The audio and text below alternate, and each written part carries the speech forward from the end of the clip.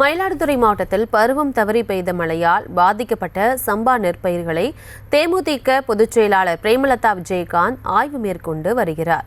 இது குறித்த கூடுதல் விவரங்களோடு இணைகிறார் எமது செய்தியாளர் செல்லப்பா. வணக்கம், விவரங்களை வழங்கலாம். வணக்கம் பிரியங்கா. மயிலாடுதுறை மாவட்டத்தில் நிகழாண்டில் 1,70,000 ஏக்கர்ல சம்பா சாகுபடி நெற்பயிர்கள் சாகுபடி செஞ்சாங்க விவசாயிகள். இவற்றில் பெரும்பாலான இடங்கள் கதிர் முற்றி அறுவடைக்கு தயாராக இருந்தது. ஒரு சில விவசாயிகள் அறுவடையும் தொடங்கிட்டாங்க பொங்கல் கழித்து. இந்த நிலையில் கடந்த 18ஆம் தேதி பருவம் தவறி பெய்த கனமழையின் காரணமாக மாவட்டம் முழுவதும் பயிரிடப்பட்ட சுமார் 70,000 ஏக்கர் சம்பா தாவடி பயிர்கள் தரையோடு தரையாக சாய்ந்து தண்ணீரில் கிடைக்கிறது. மேலும் நெற்பயிர்கள் அழுகி துர்நாற்றம் வீசுகிறது. இதுல ஒரு சில பகுதிகளில் நெற்மணிகள் முளைக்கவும் தொடங்கிவிட்டன.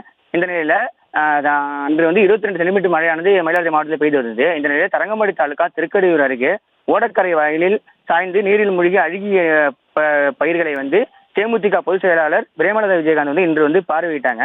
அப்போது விவசாயிகள் அழுகிய முளைத்த நெல் பயிர்கள் பிரேமலதா விஜயகாந்த் காண்பித்து வேதனை தெரிவித்தாங்க. மேலும் அதற்கு பிரேமலதா விஜயகாந்த் குழந்தை போல் பார்த்து வளர்த்த நெற்பயிர்கள் சேதமடைந்ததாகவும் இதை நம்ம கண்கூட பார்க்க வேண்டியதாகவும் தெரிவித்தாங்க. இது விவசாயிகள் ஏக்கருக்கு 36,000 செலவு செஞ்சிருக்கோம்.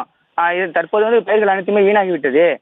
ஆகையால் ஏக்கருக்கு 30,000 ஆச்சு நிவாரணம் வழங்கணும். மேலும் இன்சூரன்ஸ் வழங்குறது நீங்க தமிழக அரசுக்கு எடுத்து கூறணும்னு சொல்லியும் கோரிக்கை வச்சிருக்காங்க. மேலும் விவசாயிகள் தோல்வி தட்டி ஆறுதல் கூறி உரிய இழப்பீடு வழங்குறதுக்கு நாங்கள் நடவடிக்கை தமிழக அரசு வலியுறுத்தி வரும் என்றும் பிரேமலதா விஜயகாந்த் கூறியிருக்காங்க. மேலும் ஊடு பயிரான உளுந்து பயிர்களும் தற்போது அழிந்து விட்டதால் அவர்களுக்கு விவசாயிகளுக்கு 1 கிலோ வீதம் ஒரு விவசாயிகளிடம் உளுந்து மற்றும் பயிர் வகைகளை இலவசமாக கொடுத்து பிரேமலதா விஜயகாந்த் ஆறுதல் கூறினார்.